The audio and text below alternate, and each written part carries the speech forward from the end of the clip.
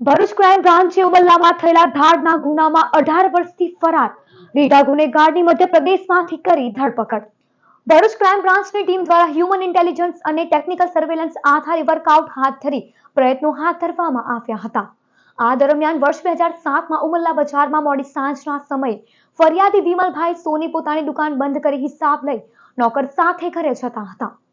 તે સમયે 8 થી 10 જેટલા અજાણ્યા આરોપીઓ આવેલ અને ફરિયાદી પાસેનો થેલો આંચકી લેવા પ્રયત્ન કરતા ફરિયાદીએ પ્રતિકાર કરેલ, જેથી ફરિયાદીને લોખંડના હથિયારથી માર મારી ઈજા કરેલ અને આ સમયે ગામ લોકો આવી જતા આરોપીઓ તમંચા જેવું હથિયાર બતાવી ભરી બજારમાં ભયનું વાતાવરણ ઊભું કરી ધાડ કરી નાસી ગઈ. આ ગુનાનો આરોપી કમલ જીત્રા દામોર છેલ્લા 18 વર્ષથી પોલીસ ધરપકડથી દૂર છે